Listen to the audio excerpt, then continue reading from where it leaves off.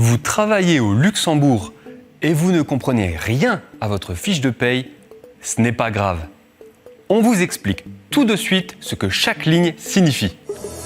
Bonjour à toutes et à tous, bienvenue sur RTL Info. Si vous aussi vous avez du mal à lire votre fiche de paye, vous n'êtes pas les seuls.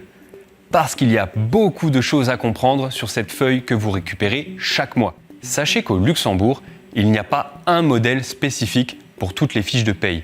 Mais le contenu reste le même. Et ce qui nous intéresse, ce sont toutes les lignes qui constituent le cœur de la fiche de paye. Le salaire brut, les taxes, l'assurance maladie, les crédits d'impôt. Oui, ça fait beaucoup. Alors on va tout reprendre pour y voir plus clair. Généralement, votre fiche de paye est découpée en plusieurs parties.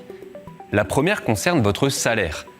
Vous y retrouvez notamment votre salaire brut, sur lequel l'employeur prélève les impôts et les cotisations sociales pour le compte de l'État. Si vous travaillez la nuit, les dimanches ou les jours fériés, ils ne sont pas imposés, mais ils sont également indiqués.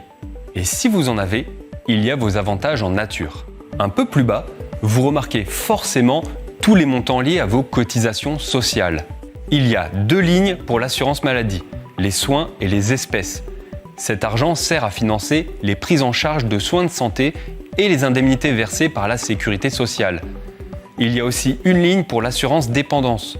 C'est cette branche de la sécurité sociale qui prend en charge les frais liés à une maladie ou à un handicap. Et il y a une ligne pour l'assurance pension. Ça, c'est votre retraite. Votre patron et l'État cotisent également pour vous. D'ailleurs, à ce sujet, petit aparté. Si vous voulez en savoir plus sur votre future pension grâce aux 3 piliers de la retraite au Luxembourg, nous avons une vidéo sur ce thème que vous devez absolument connaître.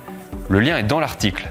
Mais revenons à notre fiche de paye. Si vous trouvez une ligne intitulée FD, c'est normal. Elle concerne les frais de déplacement. Ils sont calculés en fonction de la distance entre votre domicile et votre lieu de travail. Plus vous vivez loin, plus la déduction est importante. Avec toutes ces informations, votre employeur calcule votre salaire imposable.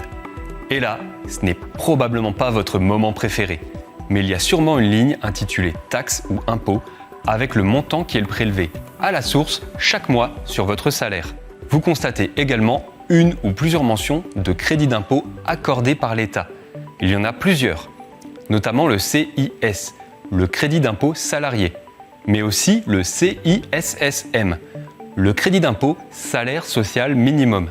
Il avait été mis en place en 2019 pour augmenter le salaire net des travailleurs qui sont proches du SMIC luxembourgeois. Ça veut dire que tout le monde n'y a pas droit. Depuis le 1er janvier 2024, il y a aussi le crédit d'impôt CO2. Il ne représente que quelques euros par mois et son montant est dégressif.